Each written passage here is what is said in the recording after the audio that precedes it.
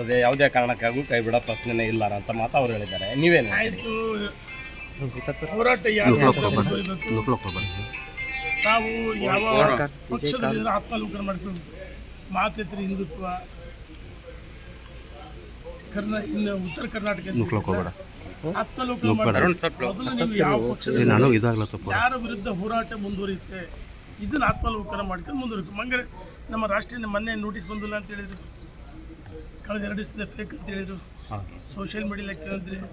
ಅದಾದ ನಂತರ ಮತ್ತೆ ನಿನ್ನೆ ಶಿಸ್ತು ಸಮಿತಿಯ ಅಧ್ಯಕ್ಷನ ಭೇಟಿ ಮಾಡಿದ್ರಿ. ಅಂದರೆ ನಿಮ್ಮದು ದ್ವಿಮುಖ ರೀತಿನಾ?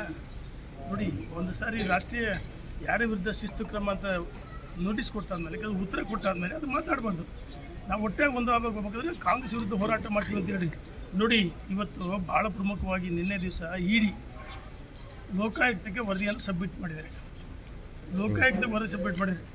700 ಕೋಟಿ ಕೇವಲ 14 ಸೈಟ್ ಅಷ್ಟೇ ಅಲ್ಲ, 1100 ಸೈಟ್ಗಳು 700 ಕೋಟಿ ಭ್ರಷ್ಟಾಚಾರ ಆಗಿದೆ.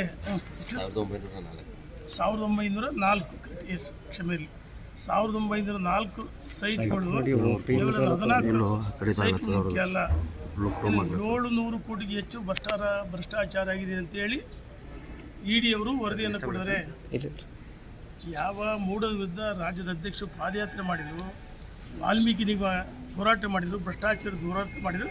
ವಿಜಯೇಂದ್ರ ವ್ಯಕ್ತಿ ಅಲ್ಲ, ಪಕ್ಷ ಇದನ್ನೆಲ್ಲ ಅರ್ಥ ಮಾಡಿಕೊಳ್ಳಬೇಕು. ನಾವು ಒಟ್ಟಾಗಿ ಒಂದಾಗಿ ಹೋಗ್ಬೇಕಾದ್ರೆ ನಿಮ್ಮ ನಡವಳಿಕೆಗಳನ್ನು ಬದಲಾವಣೆ ಮಾಡಿ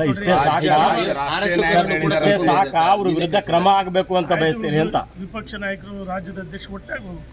ಅಲ್ಲ, ಇಷ್ಟೇ ಸಾಕು, ಅವ್ರ ವಿರುದ್ಧ ಕ್ರಮ ಆಗಬೇಕು. ಯಾಕಂದ್ರೆ ಈ ಹಿಂದೆ ಆಲ್ರೆಡಿ ಪಕ್ಷಗಳ ಚಟುವಟಿಕೆ ಮಾಡಾಯ್ತು. ನೀವು ರಾಷ್ಟ್ರೀಯ ನಾಯಕರು ಏನು ಹೇಳಿದ್ರೆ ನನಗೆ ಮಾಹಿತಿ ಇಲ್ಲ, ನೋಡೋಣ. ಅದಾದ ನಂತರ ನಾವು ಒಟ್ಟಾಗಿ ಇನ್ನೂ ಭಾಳಷ್ಟು ಜನ ಸೇರ್ತೀವಿ, ಚರ್ಚೆ ಮಾಡ್ತೀವಿ. ನಾವು ದಿಲ್ಲಿ 100% ದಿಲ್ಲಿಗೆ ಹೋಗ್ತೀವಿ. ನೀವು ದಿಲ್ಲಿಗೆ ಹೋಗ್ತೀರಿ? ಯಾರ್ಯಾರು ಹೋಗ್ತೀರಿ? ಯಾವಾಗ ಹೋಗ್ತೀರಿ ಸರ್? ಯಾವ ವಿಚಾರಕ್ಕೆ ಹೋಗ್ತಾ ಇದ್ದೀರಿ? ಎಲ್ಲವೂ ಬಹಿರಂಗವಾಗಿ ಹೇಳಲ್ಲ, ಕಾದ್ ನೋಡಿ. ನಾವು ದಿಲ್ಲಿಗೆ ಹೋಗ್ತೀವಿ, ನಾವು ಹೈಕಮಾಂಡ್ ಭೇಟಿ ಮಾಡ್ತೀವಿ, ಕರ್ನಾಟಕ ರಾಜ್ಯದ ವಸ್ತಿ ಸ್ಥಿತಿಯ ಮನವರಿಕೆ ಮಾಡ್ಕೊಳ್ತೀವಿ. ರಾಜ್ಯದ ಅಧ್ಯಕ್ಷರಾದ್ಮೇಲೆ ವಿಜಯೇಂದ್ರ ಅವರು ಯಡಿಯೂರಪ್ಪ ಪಾರ್ಟಿ ಕಟ್ಟಿದ್ದು, ಸೈಕಲ್ ತೊಳೆದು, ಕಾರ್ ಓಡಿಸಿದ್ದು ಯಡಿಯೂರಪ್ಪ ಅಂತರ್ವಿರುದ್ಧ ಮಾತಾಡ್ತಾರೆ. ಇದು ಒಳ್ಳೇದಲ್ಲ.